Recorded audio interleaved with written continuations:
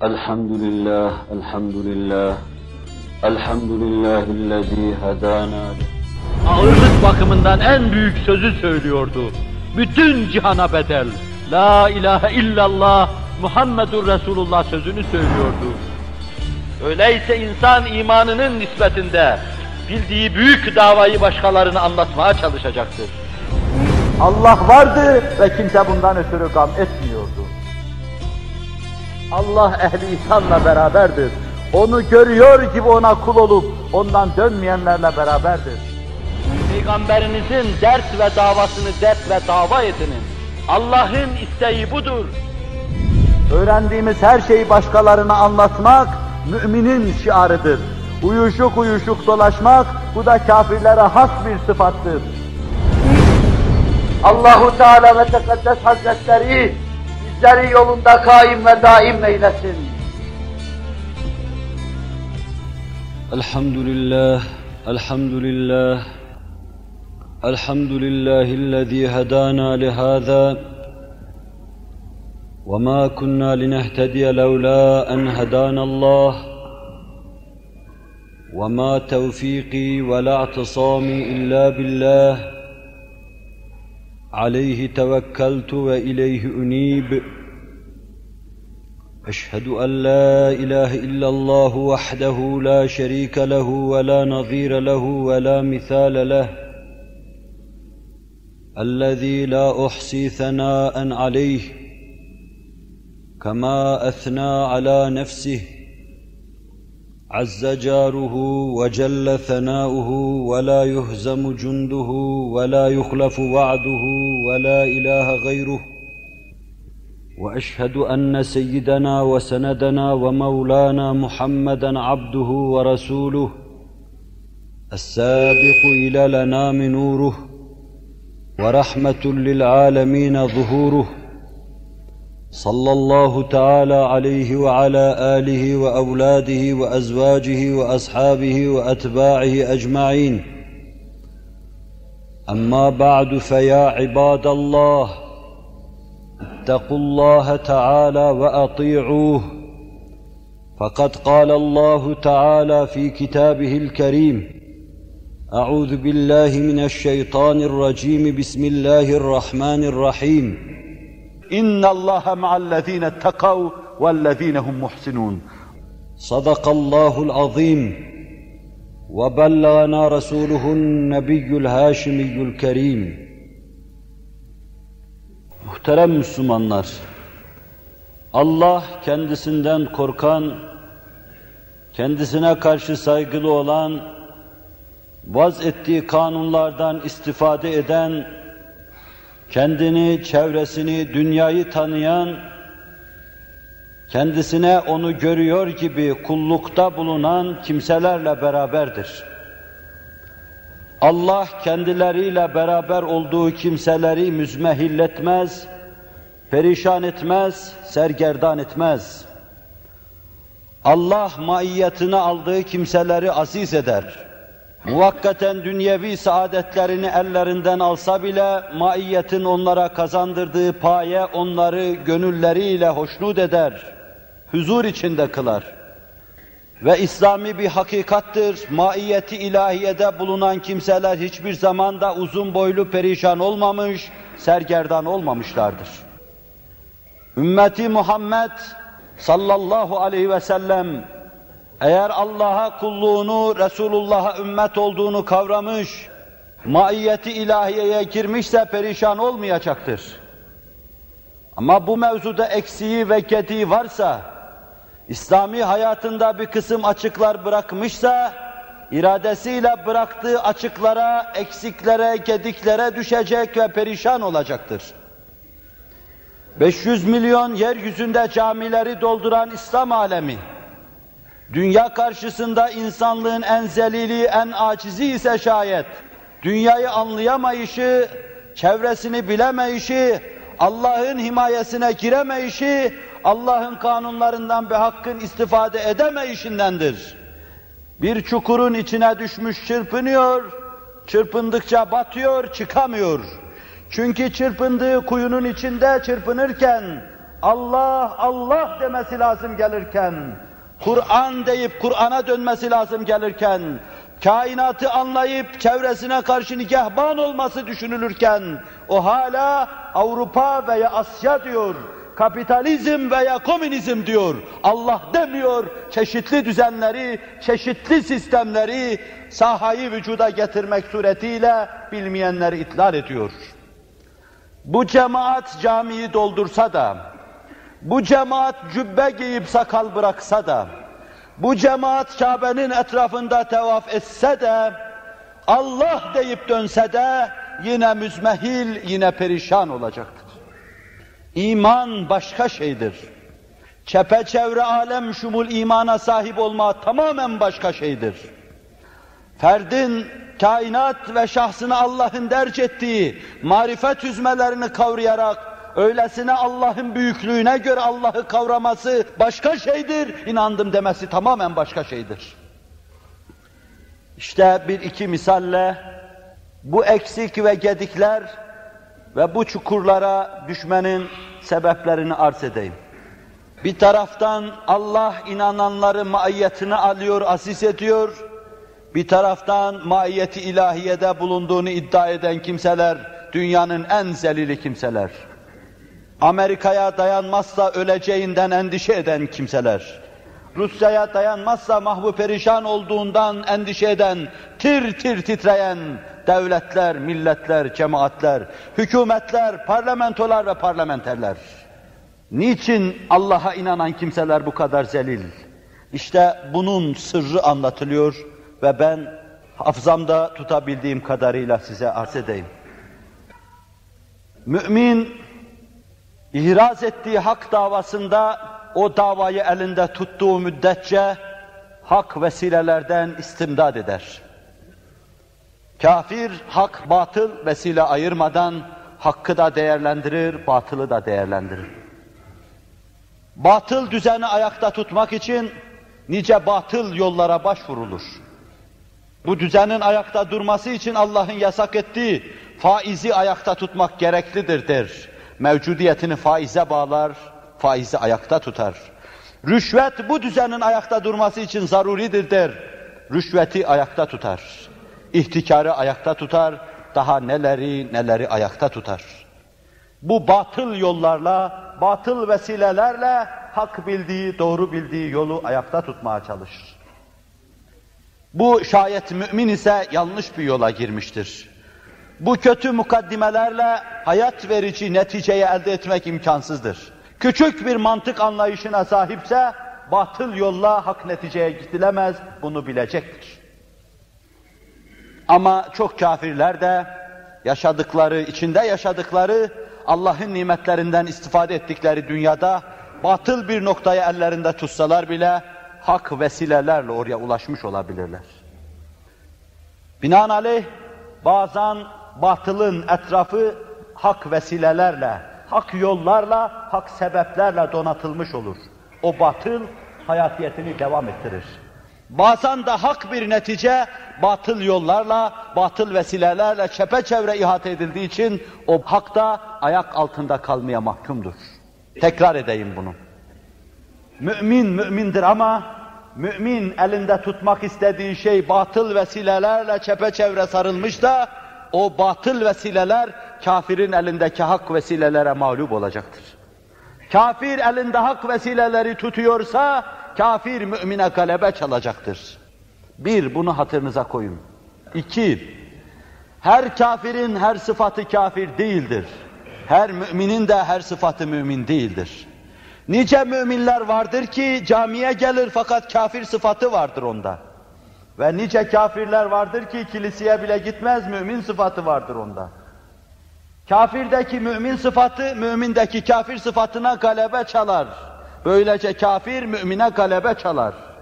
Bu nasıl olur? Mümin sıfatı nedir, kafir sıfatı nedir?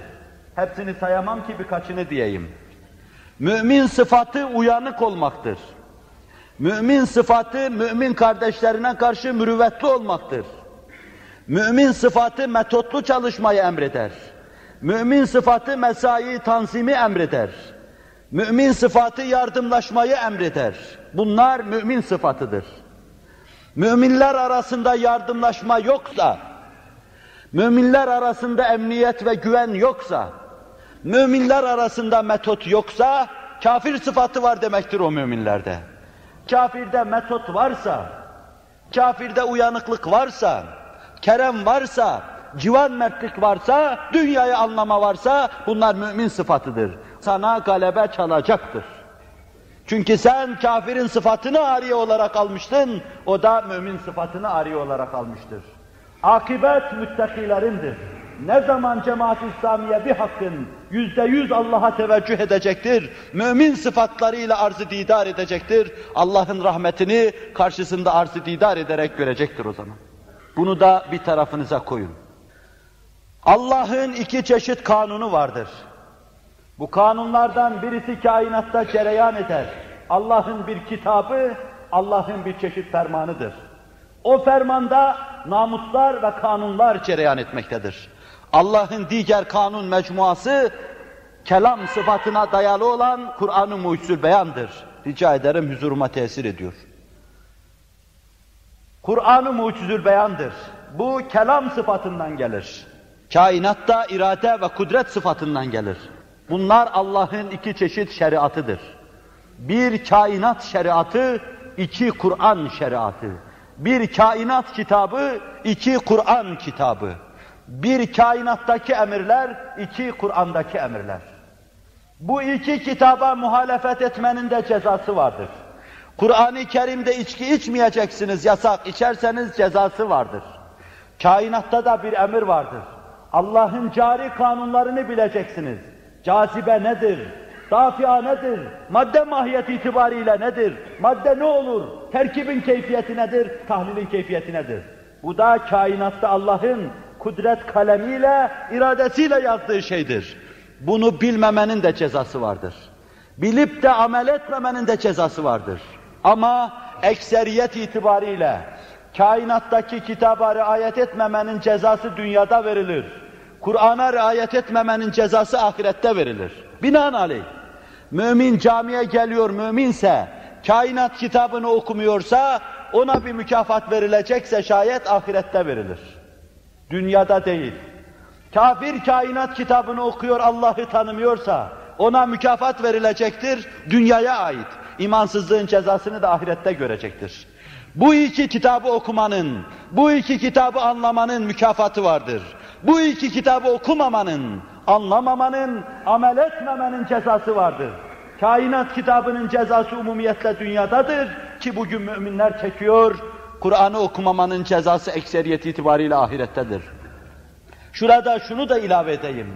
Haddi zatında Kur'an-ı Kerim anlaşılarak okunsa, kainatın tercümanı olduğu anlaşılacak, kainatta kendi kendine anlaşılmış olacak ama kitabının dilini bilmeyen cemaat, dediğimiz zaman karşısına iki tane çizgi üst üste koyalım, karşısına 20. asrın Müslümanları yazalım, aynı şey olacaktır.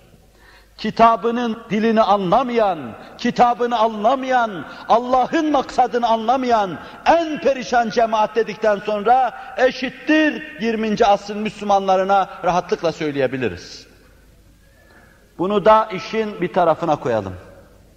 Bir dördüncü hususta hitama erdireyim. Allah maiyetini aldığı kimseleri niye yüceltmiyor? O yücelmek istemiyorsa, ben ille de burada kalacağım diyorsa, Allah iradesiyle onu baş başa bırakır. Fakat bu asırda Allah Celle Celaluhu, Müslümanları az tokatladı. İçinde yaşadıkları dünyayı bilmediklerinden tokatladı. Çevrelerine karşı vaziyet almayışlarından tokatladı. Kadim, kerim, şerif kitabı olan Kur'an-ı Kerim'i anlayamayışlarından ötürü tokatladı. Devirlerini bilecek, ona göre, devrin ihtiyacına göre konuşturacaklar onu. İçtimai hayatlarını devre göre tanzim edecekler. Ve bütün bunları harfiyen Kur'an-ı Kerim'in emirlerine, ashab-ı kiramın anlayışına, müştehid-i nizamın kavrayışına göre tanzim edecekler. Devrin bütün ihtiyacına içtimai, ferdi, ailevi cevap verilmiş olacak. Bunu yapmadıklarından perişan düşürdü. Düşürdü ta ezikliği hissetsinler. Aşağılık duygusuyla çevrelerine karşı baş kaldırsınlar.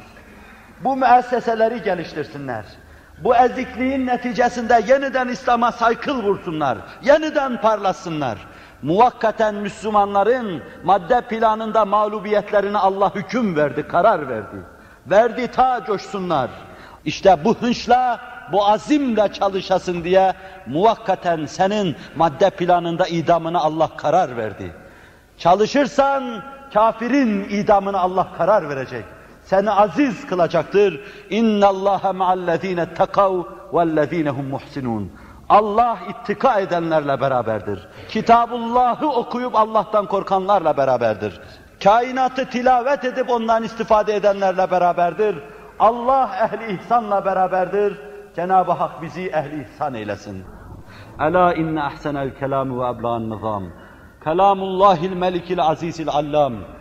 كما قال الله تبارك وتعالى في الكلام وإذا قرئ القرآن فاستمعوا له وأنصتوا لعلكم ترحمون أعوذ بالله من الشيطان الرجيم بسم الله الرحمن الرحيم والعاقبة للمتقين صدق الله العظيم. الحمد لله الحمد لله الحمد لله حمدا كاملين كما أمر. أشهد أن لا إله إلا الله وأشهد أن محمدا عبده ورسوله النبي المعتبر تعظيما لنبيه وتكريما لفخامة شان صفيه. فقال الله عز وجل من قائل مخبرا وآمرا إن الله وملائكته يصلون على النبي يا أيها الذين آمنوا صلوا عليه وسلموا تسليما لبيك اللهم صل على سيدنا محمد وعلى آل سيدنا محمد كما صليت على إبراهيم وعلى آل إبراهيم في العالمين ربنا إنك حميد مجيد وبارك على محمد وعلى آل محمد كما باركت على إبراهيم وعلى آل إبراهيم في العالمين ربنا إنك حميد مجيد وارض اللهم عن الصديق أبي بكر والفاروق عمر وعثمان وعلي رضي الله عنهم وعن الستة الباقية العشرة المبشرة وعن الصحابة والتابعين الأخيار منهم والأبرار وسلم تسليما كثيرا إلى يوم الحشر والقرار واحشرنا معهم بلطفك آمين. İbadallah, Allah'ın kulları, ittakullaha ve ati'uh. Allah'a karşı gelmekten çok korkun. Allah'ın himayesine girin, Allah'a itaat edin. İnna Allaha ya'muru bil adli vel ihsani ve ita'i zil kurba. Allah adaletle, Kur'an'da size tarif ettiği, gösterdiği hayat tarzıyla, en geniş manasıyla ihsanla, onu görüyor gibi ona kulluk yapmakla, siz görmeseniz dahi her halükarda sizi gördüğünü size gösteriyor ya. Ve yine en geniş manasıyla yakınlarınıza bir şey vermekle, yüksek olan İslamiyet'in ufkunuzda bayraklaşması hususunda, varınızı, yokunuzu, her şeyinizi Allah yolunda sarf etmekle size emrediyor. وَيَنْهَا عَنِ الْفَحْشَاءِ وَالْمُنْكَرِ وَالْبَغْيِ يَعِذُكُمْ لَعَلَّكُمْ تَذَكَّرُونَ. Ahlaksızlığın her çeşidinden, gizlisinden, açığından, büyüğünden, küçüğünden, dinin emirlerini tanımayıp taşkınlık, serkeşlik yapmanın her çeşidinden, telakkilerin, asırların anlayışının değil, İslam'ın çirkin gördüğü her şeyden sizi nehyediyor. Böylece size vaaz-ı nasihat ediyor, ta düşünesiniz, 1000 türlü eğri büğrü yol içinde bir tek doğru yol olan İslamiyet'i bulasınız. Sahili selamete çıka, emn-ü eman içinde cennete dahil olasınız. Akimis-salah, inne's-salate tenha anil-fahşai vel-münker ve lezikrullahi ekber vallahu ya'lemu ma tesna'un. Sadakallahul azim.